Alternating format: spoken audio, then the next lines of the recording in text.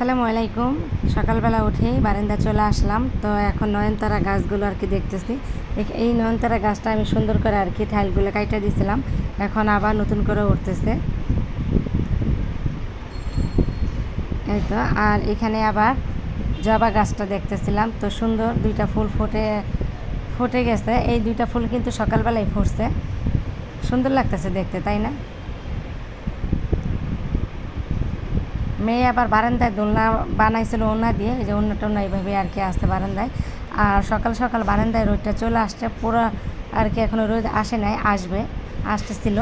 আর দুইটা বয়মের আচার দিয়ে দিলাম, আর হচ্ছে কাঁঠালে বিছিয়ে শুকাচ্ছিলাম। তো আমি আবার রান্নাঘরে চলে আসলাম, থালা বাসনগুলো ধুয়ে নিলাম, অনেক থালা বাসন হয়েছিল, ওইগুলো রাত্রেই ছিল। তো এখন ধুয়ে টুয়ে পরিষ্কার করে নিচ্ছি। তো গোসলখানায় আবার এসে কাপড়গুলো ভিজাইয়ে নিচ্ছি। এখানে খেতা চাদর ভিজানো হয়েছে, আর বলে হচ্ছে কিছু ছোট কাপড়গুলো ভিজানো হয়েছে বাচ্চাদের। তো কাপড় চোপড় ধোয়া হয়ে গেছে, খেতা চাদর এগুলো ধোয়া শেষ, বারান্দায় দিয়ে দিলাম। আজকে তো অনেক রোদ উঠছে, এগুলো শুকায় যাবে। তো কালকের আবার কিছু কাপড় চোপড় ছিল, এইগুলো আমি আবার এই যে বিছানার উপরেই রাখছি, এগুলো রাত্রে আমি বাস করব। এখন আবার কিছু কাজ আছে, এগুলো করে নিব।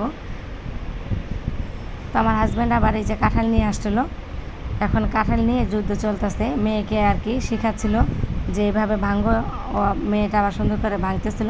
তো মাশাআল্লাহ আমার মেয়ে কিন্তু কাঁঠাল ভাঙা শিখে গেছে, আর অনেক সুন্দর করে কাঁঠালের কোষগুলো উঠাচ্ছিল। একটা কোষও আর কি ভাঙে নাই, কোষগুলো একদম আস্তে আস্তে করে আর কি উঠাচ্ছিল। এভাবেই কাজ করতে করতে আস্তে আস্তে আর কি বাচ্চারা কাজ শিখবে।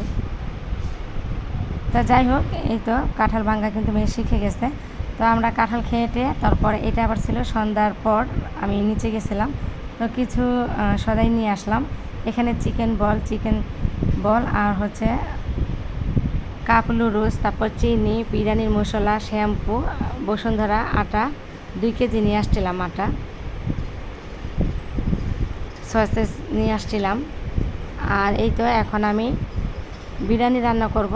তার আগে আমি এগুলো মুরগিটা কাটবো, পেঁয়াজ কাটবো, কাঁচামরিচ কাটবো। তো এগুলো সব কাটাকাটি শেষ করে আর কি বসায় দেবো বিরিয়ানিটা। তো পাশের চুলায় আমি বিরিয়ানির জন্য গরম পানি দিছি, আর মুরগিটা কাইটা পরিষ্কার করে নিলাম। এখন তো প্রচুর গরম পড়তেছে, এই গরমের ভিতরে আবার বিরিয়ানি আমি রান্না করতেছি। তার কারণ হচ্ছে তন্নি সকাল থেকেই বলতেছিল যে আম্মু আজকে কিন্তু বিরিয়ানি কিনে না খাওয়াবা।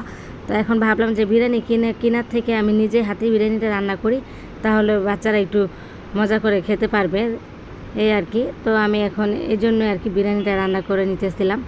আর যা থাকবে একটু সকালে গরম করে দিলে আর কি টিফিনের জন্য নিয়ে যেতে পারবে। তা সব কিছু চিন্তাভাবনা করেই রাত্রে বিরিয়ানিটা রান্না করলাম, এই আর কি। তো আজকে কিন্তু আমার ভিডিওটা অনেক ছোট হয়ে গেছে, অনেক ছোট করে ভিডিওটা আর কি ছাড়লাম। তো ভিডিওটা দেওয়ার ইচ্ছা ছিল না, তারপরে ভাবলাম যে যাই কাজ করলাম, যতটুকু করছি তো দিয়ে দিই, এই আর কি। তো এখন ভিডিওটি পুরো শেষ পর্যায়ে চলে আসলাম।